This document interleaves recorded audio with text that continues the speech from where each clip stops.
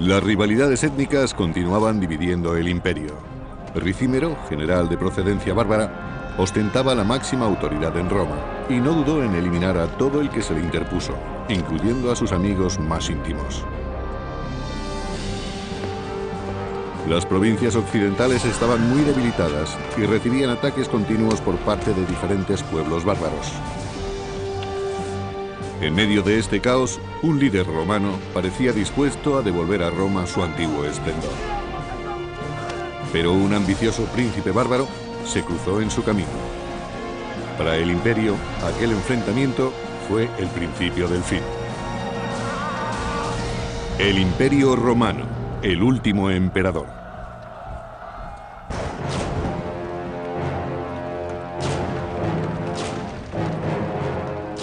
En el siglo V después de Cristo, el Imperio Romano Occidental no era más que una sombra de lo que había sido.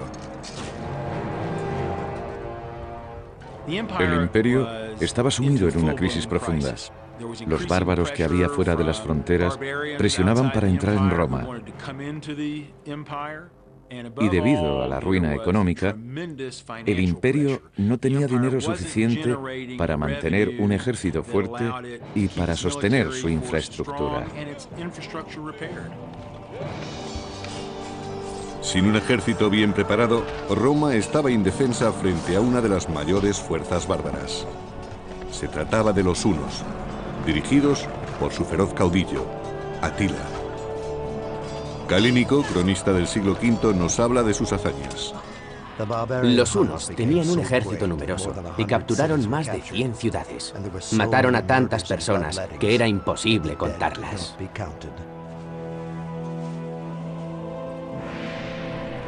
Los hunos, una tribu nómada del este, terminaron de arrasar el imperio. La verdad es que ya no existía el Imperio Romano Occidental. Las provincias de Occidente se habían disgregado y los enfrentamientos eran continuos. Había tantos reinos, tantos ejércitos luchando por el control, que en realidad no existía ningún control. Constantinopla, la capital del Imperio Oriental, había resistido las invasiones de los hunos, pero el Imperio Occidental estaba más debilitado, y la provincia romana de Panonia cayó en manos de Atila, rey de los hunos.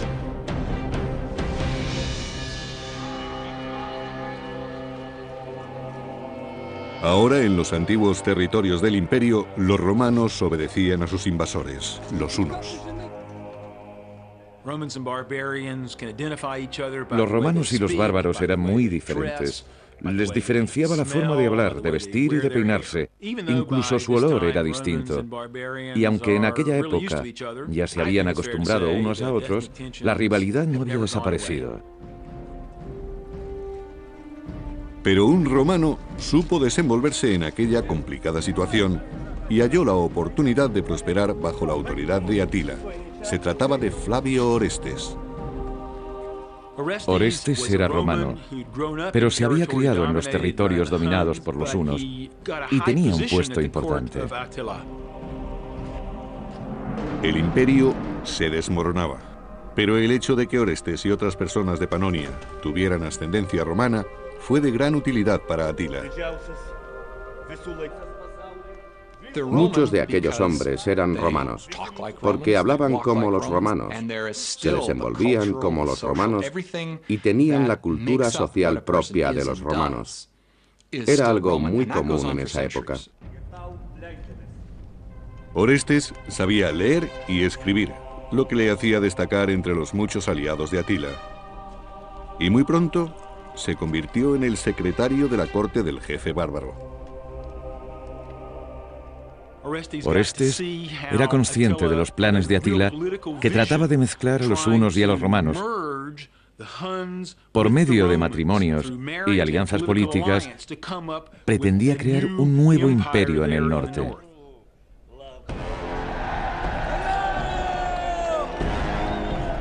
Orestes era uno de los colaboradores más cercanos de Atila y fue testigo directo de la crueldad de la justicia bárbara.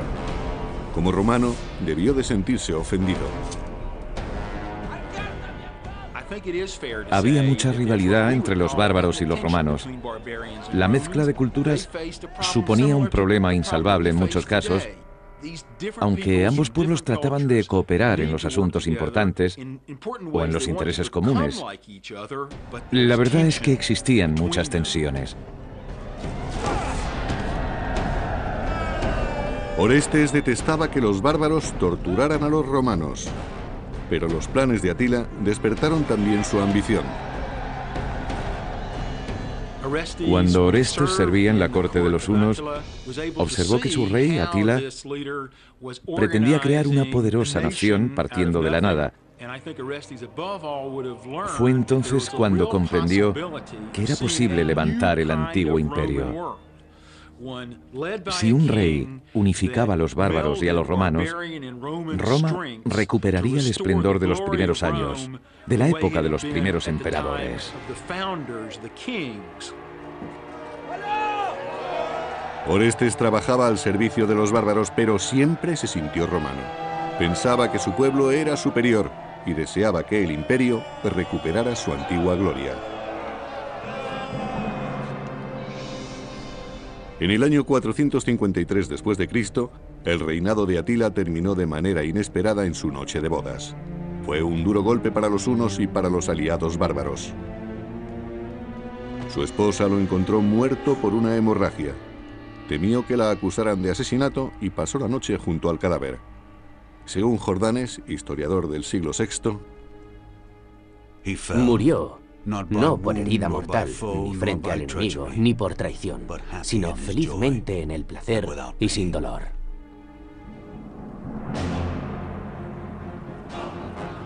Sin embargo, la desintegración de los hunos no liberó a Roma. Aquello solo animó a otros pueblos bárbaros a invadir el decadente imperio occidental. Las ciudades romanas quedaron devastadas. El hambre y la pobreza se instalaron en sus calles. Y Orestes, que había perdido su influencia, trataba de salir adelante en una tierra que luchaba por sobrevivir.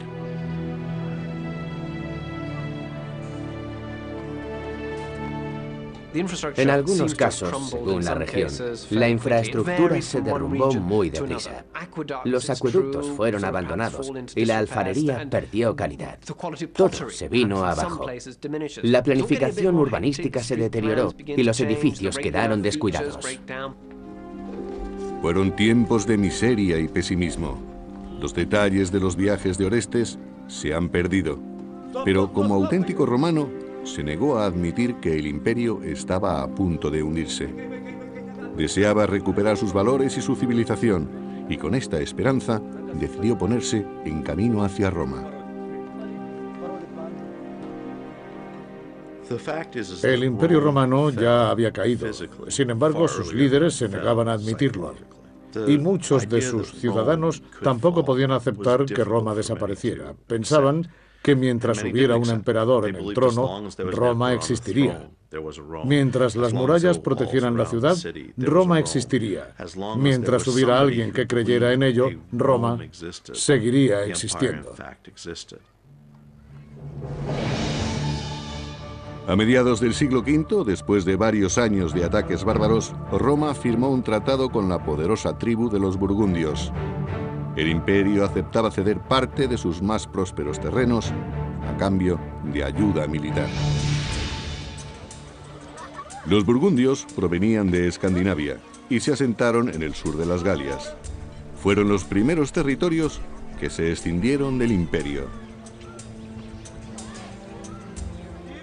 Las regiones se iban separando lentamente. Podría compararse a la reacción de un cuerpo humano cuando se enfría. El organismo está programado para que el corazón y el cerebro sobrevivan más tiempo. Los dedos de la mano, los pies, son lo primero que deja de funcionar, y algo parecido ocurrió en el imperio.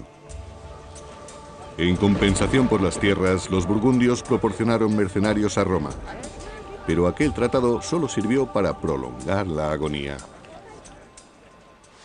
La tierra es la principal fuente de recursos, y cuantas más propiedades cedían a los bárbaros, menos dinero recaudaban los romanos.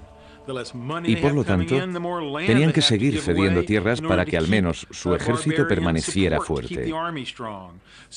Era un círculo vicioso que conducía cada vez más deprisa al desastre económico. El jefe de los burgundios, Gundebaldo, era hijo de un poderoso caudillo bárbaro. Su tribu proporcionó muchos mercenarios al imperio cuando éste comenzó a debilitarse.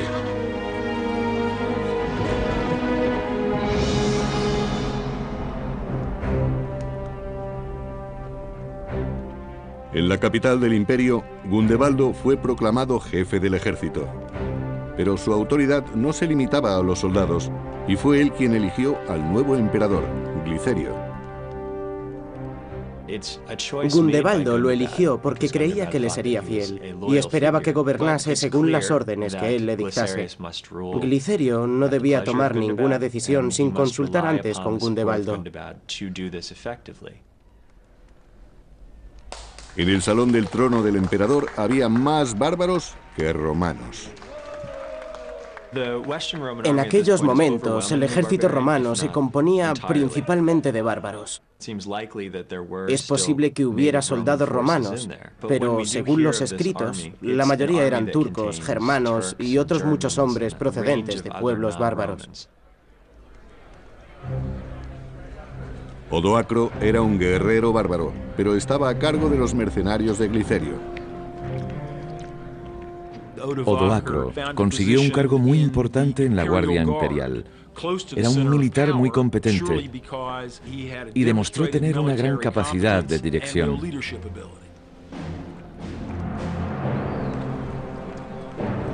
Tras la muerte de Atila, Orestes se había encontrado con una Roma decadente. Enseguida se dio cuenta de lo mucho que el imperio había cambiado desde sus días de gloria.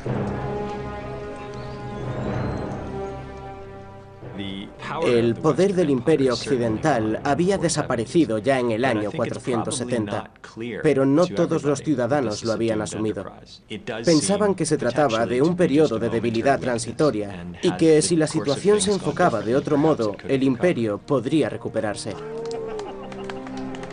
La experiencia de Orestes le permitió alcanzar un alto puesto en el ejército imperial, pero le sorprendió que Odoacro, un humilde bárbaro, ocupase un puesto similar. Los dos eran hombres muy ambiciosos y habían pasado por momentos muy duros. Orestes había trabajado al servicio de la corte de Atila y Odoacro era un jefe militar que había logrado ascender en Roma, a pesar de sus raíces humildes. Los dos tenían mucha experiencia como militares y creo que fue la ambición lo que acabó enfrentándolos. Orestes y Odoacro tenían ideas diferentes sobre el imperio. Uno de ellos era romano, el otro bárbaro. Después de pasar muchos años en la corte de Atila, el romano Orestes fue nombrado general del ejército de Roma. Pero se encontró con un imperio que estaba a punto de desaparecer. Además, el poder ya no residía en el emperador Glicerio, sino en Odoacro, general bárbaro, y en Gundebaldo, jefe burgundio.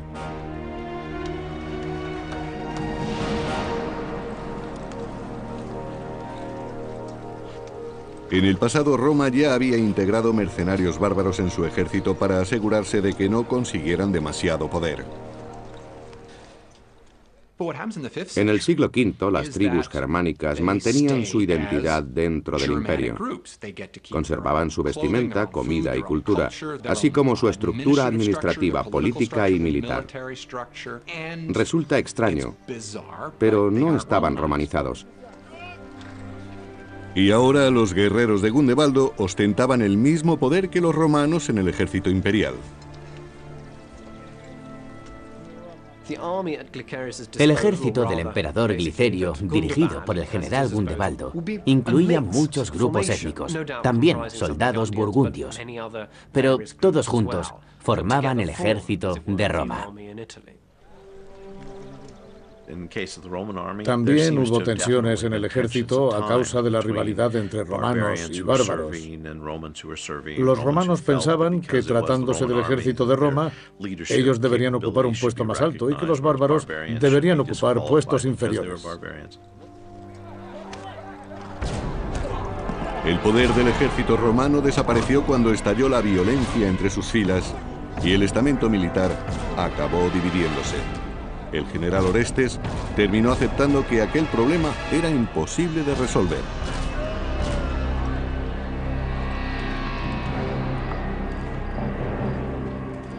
Algunas tribus atacaron al imperio, que sufrió grandes pérdidas en las Galias.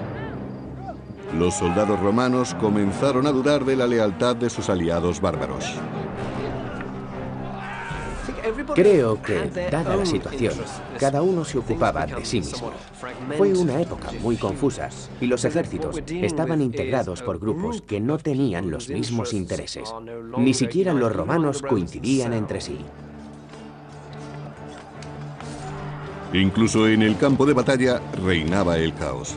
El ejército ya no luchaba por el imperio, sino que cada soldado lo hacía por sí mismo.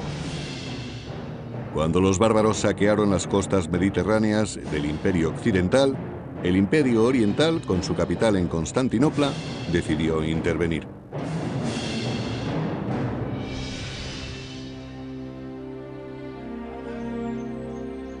En su palacio fortificado, León, anciano emperador de Oriente, disfrutaba de la seguridad de su imperio. A mediados del siglo V había dos imperios distintos, el occidental y el oriental. El imperio oriental era muy próspero, pero el occidental no. León culpaba a Glicerio de los fracasos de Roma y decidió intervenir. De modo que proclamó un nuevo emperador de Occidente, Julio Nepo. Nepo ocupaba un puesto importante en la corte oriental y fue elegido para gobernar en Occidente. Además, estaba emparentado por matrimonio con el emperador León. Era la persona adecuada para dirigir una invasión.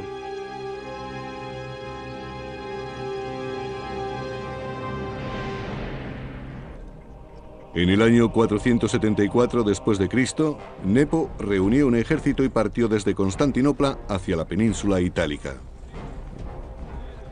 Oriente quería reafirmar su influencia en Occidente y buscaron un candidato que derrocara a Glicerio. Su reacción no tuvo nada de sorprendente. Acababa de ser proclamado emperador, pero Nepo tenía que demostrar muchas cosas todavía si quería rescatar el imperio occidental de manos de los bárbaros.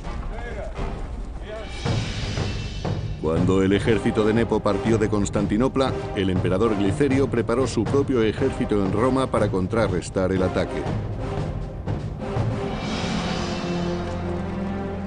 Pero cuando Glicerio ordenó a Orestes y a Odoacro que aprestaran sus tropas para el combate, comprobó la falta de lealtad de los bárbaros. Gundebaldo y los burgundios le habían abandonado.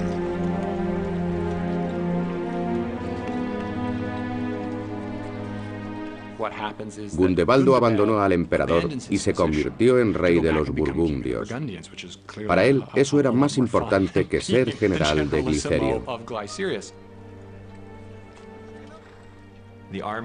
Los soldados no eran todos de procedencia romana, y por eso sus intereses no eran los que se esperarían si hubiesen sido ciudadanos romanos. Sin el apoyo de los burgundios, los ejércitos de Orestes y de Odoacro no podían salvar a Glicerio de las tropas invasoras de Nepo.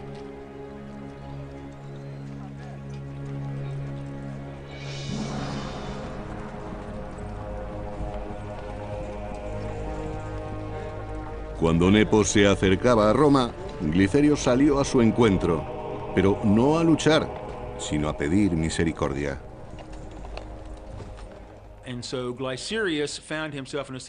Glicerio se encontró con que ya no tenía soporte militar ni de sus bárbaros, ni de sus tropas locales. Cuando el Imperio Oriental envió a Nepo para que se hiciera cargo del Imperio Occidental, Glicerio tomó la única decisión racional que podía tomar. Se rindió sin luchar. Nepo, que había ido a Roma a derrotar a Glicerio, perdonó la vida al emperador. Nepo quiso aparentar que se trataba de un acuerdo legal y que sería proclamado emperador contando con el apoyo de Glicerio. Quería que pareciese que Glicerio lo consideraba más indicado para gobernar.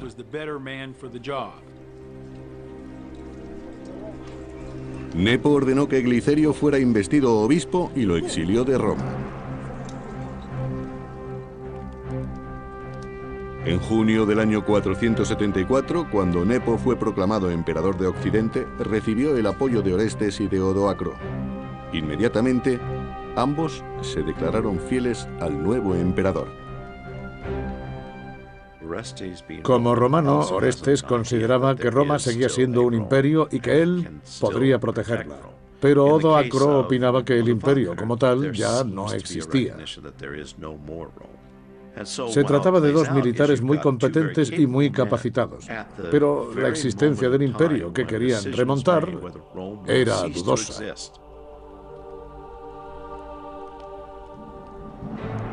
Nepo ascendió al romano Orestes y al bárbaro Odoacro a los más altos puestos de su corte, otorgándoles un gran poder.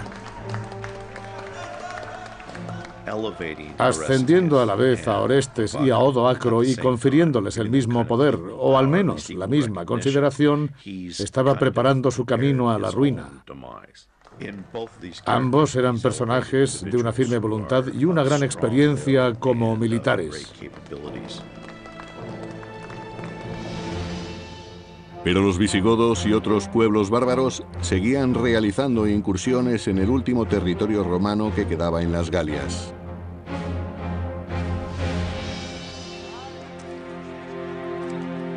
En la región que ahora se conoce como la Provenza, en Francia, había una próspera comunidad romana. Pero a partir del año 470, sus pobladores sufrieron muchos ataques por parte de los visigodos. Eurico, el rey de los visigodos, era muy ambicioso. Quería expandir su territorio y apoderarse de las regiones del sur de Francia que todavía no estaban bajo su poder. Tenía un ejército fuerte. Las fuerzas de los visigodos eran abrumadoras. Aquella invasión y todas las anteriores fueron reduciendo poco a poco los territorios romanos en las Galias. Finalmente, solo quedó una pequeña franja costera en lo que hoy es el sur de Francia. Los guerreros visigodos arrasaron las aldeas de la Provenza sin compadecerse de los ciudadanos romanos que estaban indefensos. El emperador de Oriente había enviado a Julio Nepo a Roma para que ocupara el trono del emperador de Occidente. Nepo confiaba en sus dos generales, Odoacro y Orestes, pero el imperio romano estaba terriblemente debilitado.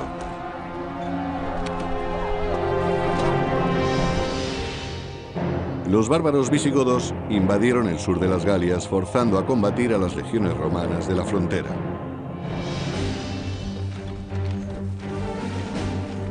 Pero los soldados imperiales no eran rivales para los visigodos.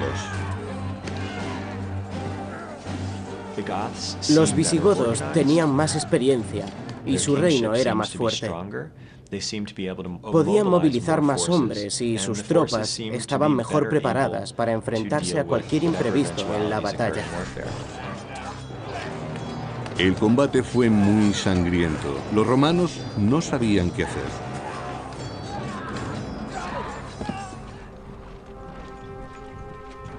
Aunque el general Orestes no tenía experiencia en el combate, el emperador Nepo le ordenó partir a las Galias para expulsar a los bárbaros. Prometió nombrar a Orestes gobernador de las Galias. Pero, aunque el nombramiento tuviese visos honoríficos, resultaba un poco sospechoso. Las Galias estaban a punto de ser completamente invadidas, y aquello parecía más bien una forma de alejar a Orestes, aunque es algo que nunca sabremos.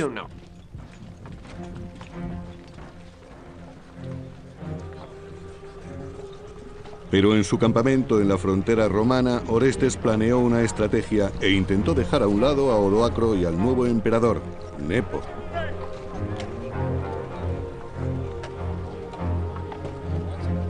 Ofreció un trato a sus soldados, bárbaros en su mayor parte.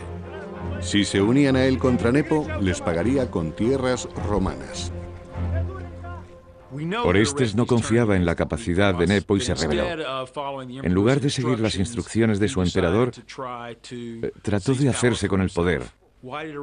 En mi opinión, le traicionó porque quería que Roma recuperase su antigua gloria. Orestes dejó las Galias a los visigodos y desde el norte de la península itálica regresó a Roma con su ejército. Cuando Nepo se enteró de su maniobra, huyó a Rávena.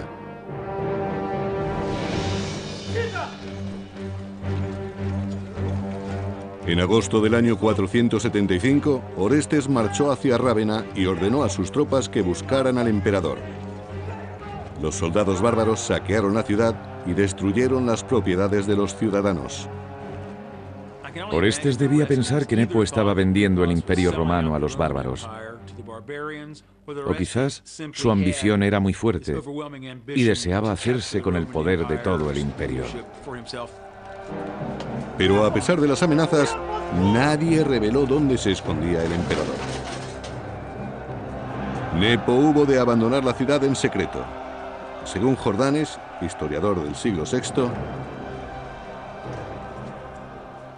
Nepo huyó a Dalmacia y vivió allí como un ciudadano más. Curiosamente, se trataba de la misma ciudad en la que el emperador Glicerio había sido nombrado obispo. Nepo vivió exiliado, pero se hizo llamar emperador hasta el año 480.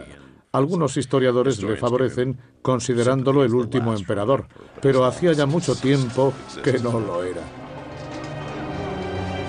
Tras la huida de Nepo y con los soldados bárbaros bajo su mando, Orestes pensó que podría restaurar el orden en un imperio sumido en la anarquía.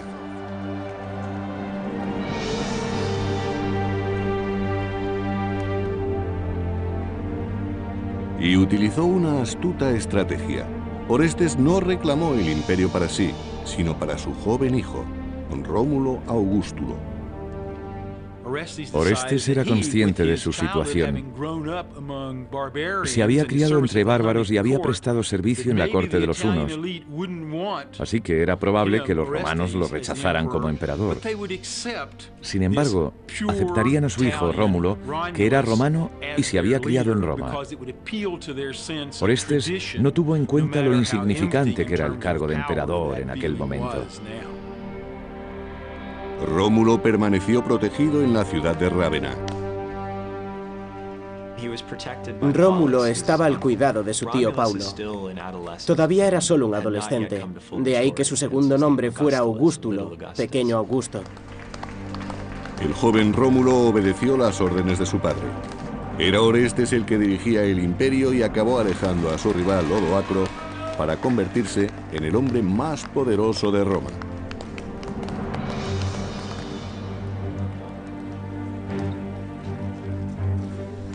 Pero Orestes ignoró la deuda contraída con los soldados bárbaros y después de haber cumplido su parte del trato, estos le exigieron el pago de lo acordado.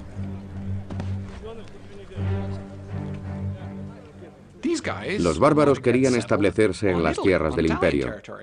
Sin embargo, Orestes como romano no quería que eso ocurriera y se negó a cederles esos territorios. Orestes no podía pagar a los soldados, y los soldados querían un emperador que les pagara. Por eso, cuando Orestes no les dio el dinero ni las tierras que les había prometido, los bárbaros decidieron que solo tenían una opción: librarse del emperador y nombrar otro que sí les diera lo que demandaban. Con la ayuda de sus guardias, Orestes logró escapar, pero subestimó el poder del ejército bárbaro. Y los soldados buscaban venganza.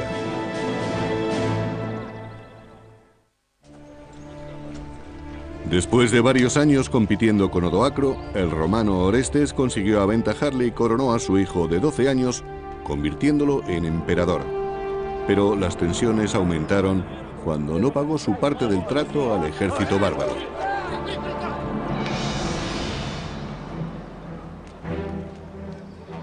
Orestes les negó las tierras que les había prometido, y los soldados recurrieron al rival del general romano, Odoacro.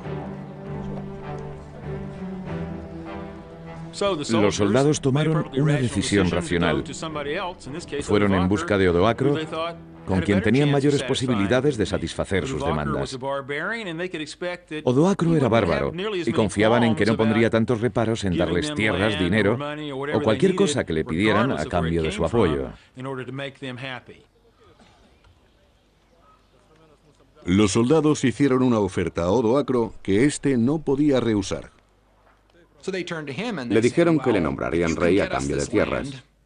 Y evidentemente a Odoacro le pareció un buen trato. Así se convirtió en jefe del ejército romano, que estaba formado por un grupo muy heterogéneo de gentes germánicas. Se propusieron invadir los últimos territorios romanos del imperio. Odoacro estaba a punto de vengarse de Orestes, el hombre que le había arrebatado el poder en Roma.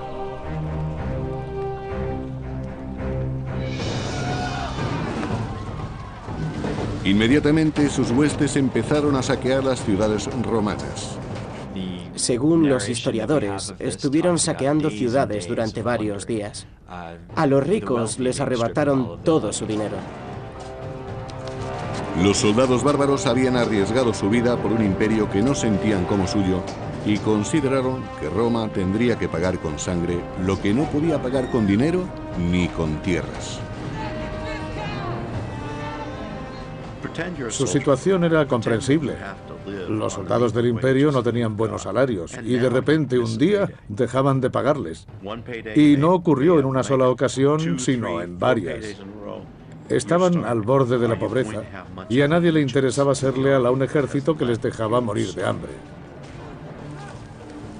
Odoacro estaba a punto de conseguir aquello por lo que tanto había luchado: ejercer su dominio sobre Roma y sobre Orestes.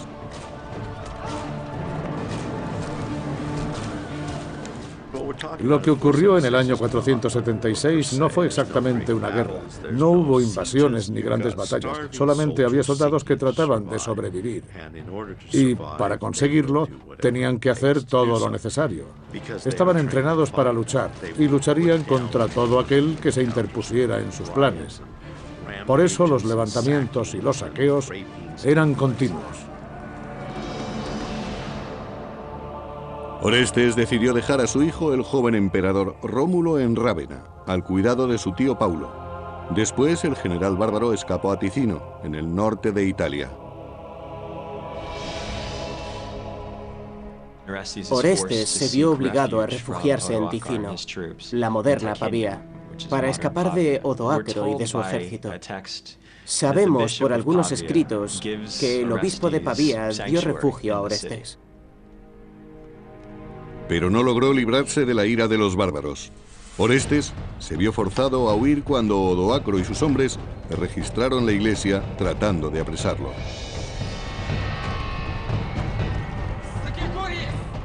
Los hombres de Odoacro robaron todas las limosnas y los donativos para ayudar a los pobres. Y también quemaron muchos edificios, incluida la iglesia. Orestes se dio cuenta de que su sueño de reconstruir el imperio era irrealizable. A Odoacro no le importaba la gloria de Roma. De hecho, hacía ya mucho tiempo que había dejado de existir para él. Pero entonces, ¿cuáles eran sus aspiraciones?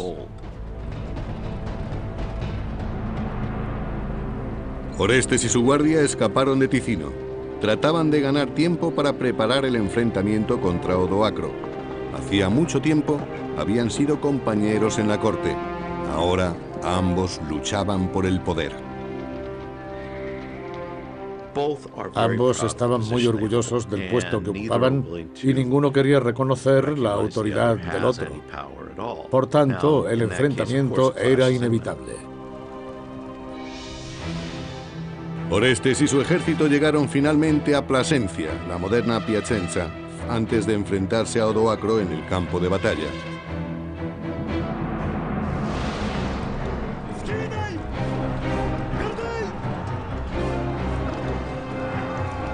Pero Orestes era inexperto y tenía pocas posibilidades frente a las despiadadas tropas de Odoacro.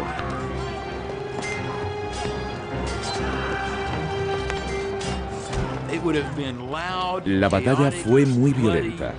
En realidad, no es el entrenamiento militar lo que da la victoria a un ejército. El ánimo y la confianza con que acuden a luchar los soldados tiene mucha influencia en el resultado. Hubo muchos cadáveres, heridos y hombres paralizados por el miedo. Orestes estaba siendo derrotado.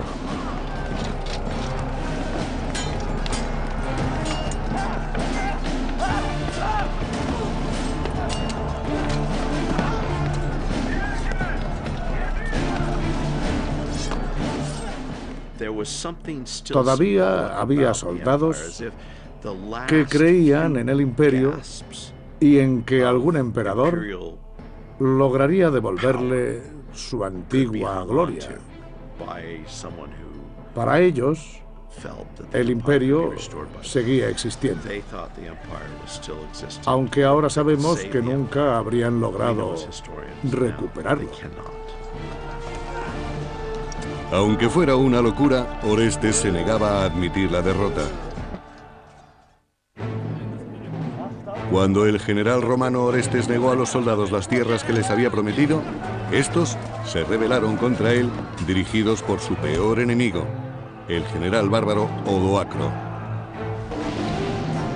En el campo de batalla de Plasencia, los dos rivales lucharon por el poder, igual que antes hicieran en el salón del trono del emperador.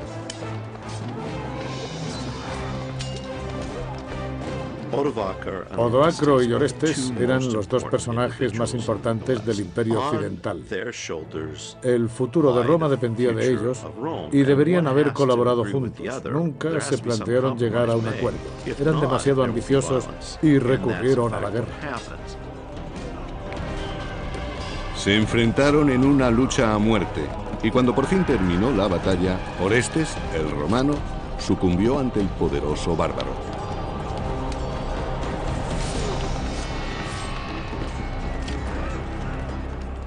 No sabemos exactamente qué ocurrió cuando Odoacro capturó a Orestes, pero se cree que lo mató de algún modo rápido y brutal.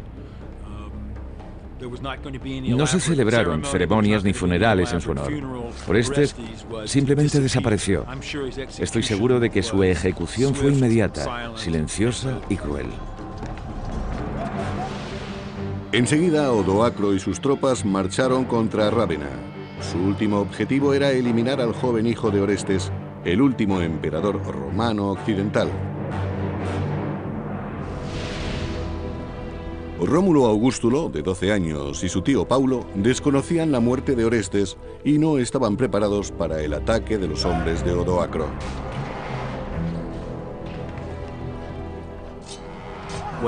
Cuando Odoacro llegó a Rávena, Rómulo no pudo hacerle frente. Era demasiado joven y no tenía experiencia, pero Paulo trató de proteger a su sobrino. Los hombres de Odoacro mataron a Paulo y capturaron al emperador.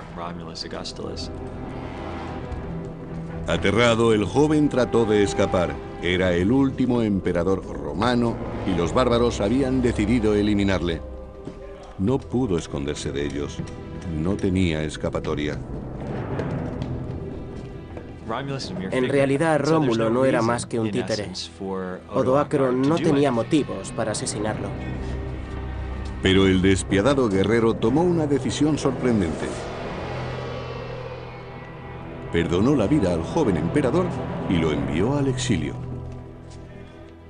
Al perdonarle la vida a su enemigo, Odoacro mostró una gran clemencia. Con esta actitud, demostró a los romanos que era un soberano justo.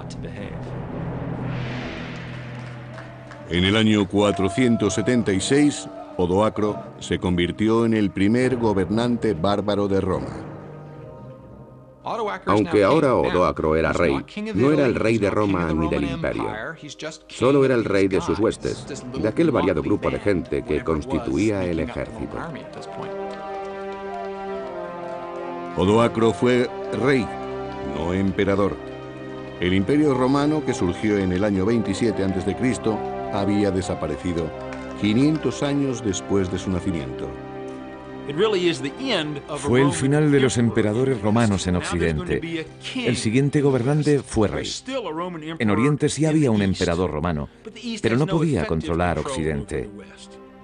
Desde el punto de vista político, la situación había sufrido un gran cambio. Desde Constantinopla, el emperador oriental Zenón conoció la noticia de la caída de Roma. Durante mucho tiempo, aquel había sido el mayor temor del Imperio Oriental. Un mensajero transmitió las palabras del joven emperador Rómulo. Odoacro exigió a Rómulo Augustulo una última cosa. Debía enviar un mensajero a Constantinopla, en nombre del Senado y del emperador, para que comunicase en el Imperio Oriental que no se necesitaba ningún emperador en Occidente.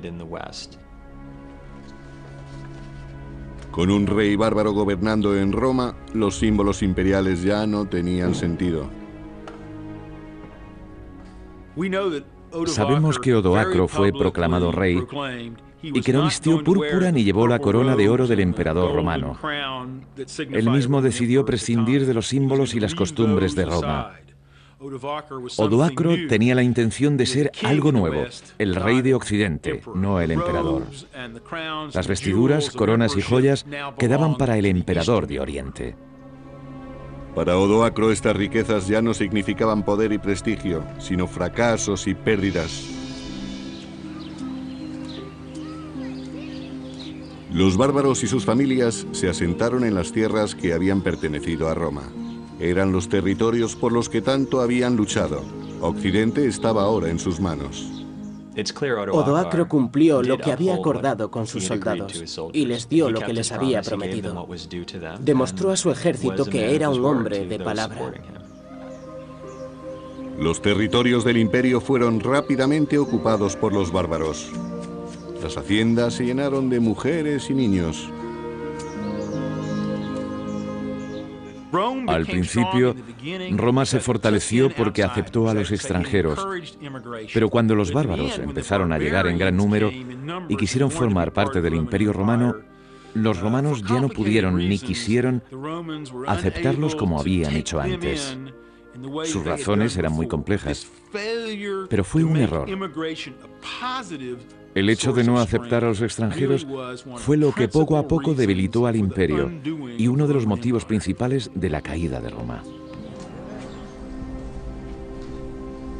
Pero a pesar de la caída del imperio, su legado sobrevivió. En lugares remotos como monasterios y bibliotecas, la cultura de la civilización romana se salvó y conservó milagrosamente. El recuerdo de Roma perduró en aquellos lugares en los que prevalecía el deseo de aprender. Muchos libros registraron las costumbres de aquel imperio y con el tiempo sus tradiciones, su literatura y su cultura llegaron a considerarse los cimientos de la sociedad civilizada. Roma nos ha legado una inmensa cultura, especialmente a nosotros, a Occidente, y también muchas instituciones y terminología. Las lenguas que hablamos tienen su origen en Roma. No podríamos escapar de la herencia del imperio, aunque lo intentáramos. Y eso es lo más importante de todo.